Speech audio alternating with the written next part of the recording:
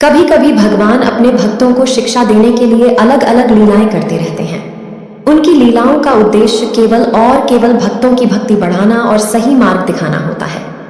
आज हम ऐसे ही एक कहानी सुनेंगे।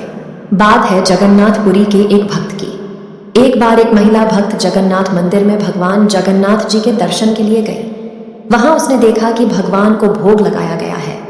जगन्नाथ, बलभद्र और देवी सुभद्रा को रोज जगन्नाथ मंदिर के रसोई में बने भोग चढ़ाए जाते हैं, जिनका सेवन भगवान जगन्नाथ, बलभद्र और देवी सुभद्रा स्वयं करते हैं।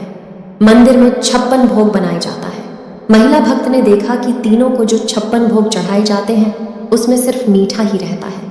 महिला ने प्रेमवश ये सोचा कि भगवान मीठा खा खा कर ऊब तो नहीं जाते, उनके लिए भोजन में कुछ चटपटा, नमकीन और तीखा भी तो होना ही चाहिए। उसने सोचा कि अगले दिन भगवान के लिए कुछ बनाकर लाएगी और उनको भोग लगाएगी। चूंकि वो महिला मछुआरे खानदान से थी, इसलिए उसके घर में मछली खाना सामान्य बात थी और मछली खाना गलत भी नहीं मानते थे। इसलिए अगले दिन वो मंदिर गई और थाली में मछली बनाकर उसे केले के पत्ते से ढक कर ले गई थी। जैसे ही वो मंदिर के दरवाजे पर पहुंची, मछली की गंध चारों तरफ फैल गई। पंडों के नाक तक भी ये गंध पहुंच गई। वो चारों तरफ ढूंढने लगे कि ये गंध कहाँ से आ रही है। उन्हें लगा कहीं कोई हिंदू धर्म को न मानने वाले ने मंदिर की शुद्धता को भंग करने के लिए ऐसा किया होगा।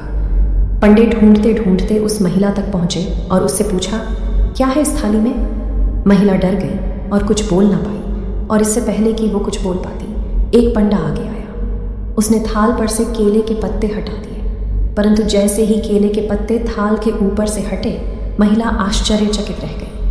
वो तो थाली में मछली पकाकर लाई थी, परंतु ये क्या? मछली तो कटहल के पके हुए फल में कैसे बदल गई? उसे अपनी आंखों पर भरोसा नहीं हो रहा था, लेकिन उसे भगवान जगन्नाथ पर पूर्ण विश्वास था। वो समझ गई कि ये भगवान की ही लीला है। वो आनंद विभोर हो उठी। उसके बाद से उस महिला ने भी मांस मछली खाना छोड़ दिया और शाकाहारी बनकर जगन्नाथ का नाम जप करते हुए भक्ति में जीवन व्यतीत किया। कहानी पसंद आए तो लाइक शेयर करें और चैनल को सब्सक्राइब करना मत भूलना। धन्यवाद।